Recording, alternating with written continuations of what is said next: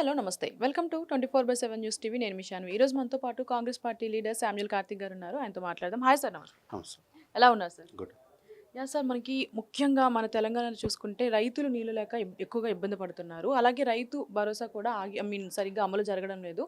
అంటే దీనిపైన కాంగ్రెస్ పార్టీ ఎలాంటి వ్యూహాలు రచించబోతుందంటారు?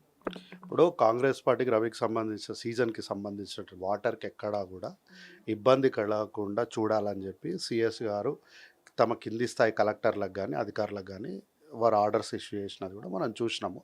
సో వాటర్కి ఇబ్బంది ఏం లేదు. రైతులకు సరైన సమయంలో వాళ్ళకి వాటర్ అందించడానికి కాంగ్రెస్ పార్టీ ఏం చేయాలో చేస్తుంది. గతంలో కూడా పోయినసారి కూడా ఎక్కడో మొత్తం ఇంత ఇంత పెద్ద రాష్ట్రంలో ఎక్కడో ఒక చిన్న దగ్గర కొంత ఎండిపోయిన స్థలాన్ని చూపించి ఆ వీడియోని చూపించి మొత్తము తెలంగాణ మొత్తం గతంలాగా అయిపోయింది, మొత్తం నెర్రలు వాసిందని ఏమీ లేని వాళ్ళ పుర్రెలతోనే మాట్లాడారు. కట్ చేసి చూస్తే ఉగాది కల్లా చూస్తే కాలం మంచిగా అయ్యింది. రైతులు సన్నవడ్లు పండించారు. పండించిన సన్నవడ్లకు 500 బోనస్ ఇచ్చినాము.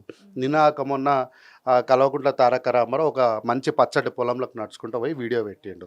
కనీసం వాళ్ళ వీడియో పెట్టేటప్పుడైనా కనీసం మనం కింద షూట్ చేయొద్దు, పైన షూట్ చేయాలని ఇంగిత జ్ఞానం లేదు వాళ్ళకి. పొలం అంతా కింద పచ్చగా ఉంది, మీకు నీళ్ళు వస్తలేవా అని అడుగుతున్నాడు ఆయన. ఏం చెప్పాలి ఆయనకు?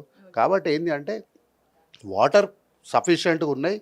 రైతులకు వాళ్ళకు కావాల్సిన టయానికి వాటర్ ఖచ్చితంగా ఇవ్వడానికి మా దగ్గర మంచి ప్రణాళిక ఉంది. పక్కనే కర్ణాటక రాష్ట్రం నుంచి కూడా మయమ్నార్ జిల్లాకు సంబంధించినటువంటి నాయకులందరూ వెళ్ళి కర్ణాటక రాష్ట్రంతో మాట్లాడి కోయిల్ సాగర్కి ఆ డ్యామ్లకు వాటర్ ఇడిపించుకున్నారు. ఈరోజు అక్కడ మొత్తం ఫుల్ వాటర్ ఉంది, చెట్లలో కానీ అన్ని చోట్ల. ఎక్కడైనా చిన్న చిన్న అంటే వర్షాకాలంలో ఉన్నంత ఫ్లో జనరల్గా ఎండాకాలంలో ఉండదు. జనరల్గా ఎండలు వేడిగా ఉంటాయి కాబట్టి అంటే ఇంత అట్మాస్ఫియర్లో ఇంత టెంపరేచర్లో మనం వర్షాకాలంలో ఉన్నటువంటి నీళ్లు మాకు ఇప్పుడు కావాలి అని వాళ్ళు మితంగా వాదిస్తే పాపం అని వాళ్ళ మీద జాలిపడడం తప్ప మనం చేయగలిగింది. యా సార్, అలాగే చూసుకుంటే మన కాంగ్రెస్ పార్టీలో ముఖ్యంగా రెడ్డిలందరూ ఒకే దగ్గర చేరబోతున్నారు అంటే మీరు ఏం చెప్తారు? అట్లేం లేదమ్మా. కాంగ్రెస్ పార్టీ అనేది సబ్బండ వర్గాలకు సంబంధించిన పార్టీ కాంగ్రెస్ పార్టీ. ఇందులో అవకాశాలు ఇచ్చేటప్పుడు రెడ్లు, బీసీలు, ఎస్సీలు అని ఏముండదు. వారికి నిబద్ధత, కాంగ్రెస్ పార్టీ పట్ల నిబద్ధత ఉందా లేదా, నాయకత్వం చేయగలిగినటువంటి సమర్థత వాళ్ళకు ఉందా లేదా అనేది చూస్తాం. ఎందుకంటే మీరు గతంలో చూడండి, మంత్రిగా ఇక్కడ కాంగ్రెస్ పార్టీలో ఉన్నాడు, మంత్రిగా బొత్స సత్యనారాయణ ఉండగానే ఆ పార్టీ అధికారంలో ఉన్నప్పుడు వారిని పీసీసీ ప్రెసిడెంట్ చేసినాము. పొన్నాల లక్ష్మయ్య గారిని పీసీసీ ప్రెసిడెంట్ చేసినాం. తర్వాత ఇప్పుడు పార్టీ అధికారంలోకి వచ్చిన తర్వాత మహేష్ కుమార్ గౌడ్ని మేము పీసీసీ ప్రెసిడెంట్ని చేసినాము. పొన్నం ప్రభాకర్ గారు బీసీ మంత్రిని చేసినాం. తర్వాత రానున్న ఎన్నికల్లో చాలామంది అంటే ప్రభుత్వంలో పార్టీలు అందరూ చెప్తారు, ఓపెన్గానే చెప్తారు. ముఖ్యమంత్రి గారు కూడా అన్నారు, శ్రీహరి గారిని నేను మంత్రిని చేస్తాను, బీసీ బిడ్డను మంత్రిని చేస్తాను అని.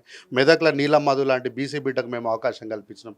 షేర్లింగంపల్లె జగదీశ్వర్ గౌడ్ లాంటి బీసీ బిడ్డకు మేము అవకాశం కల్పించాం. అన్ని పార్టీలు కూడా వెల్మలకు వాళ్ళకు వీళ్ళకు రెడ్లకు వాళ్ళకి ఇస్తే కాంగ్రెస్ పార్టీ మాత్రం బీసీలకు ఇచ్చింది. కాబట్టి అట్లేముండదు. నాయకత్వం సమర్థత ఉందా లేదని మాత్రమే చూస్తాను తప్ప వాళ్ళ కాస్ట్ బేస్గా రాజకీయాలు చేయడానికో, కాస్ట్ బేస్ మీదనో, మతం బేస్ మీదనో రాజకీయాలు చేయడానికి మేము బీఆర్ఎస్ బీజేపీ కాదు. మేము కాంగ్రెస్ పార్టీ సమర్థత చూస్తాం అంతే. Great sir, thank you so much. Thank you.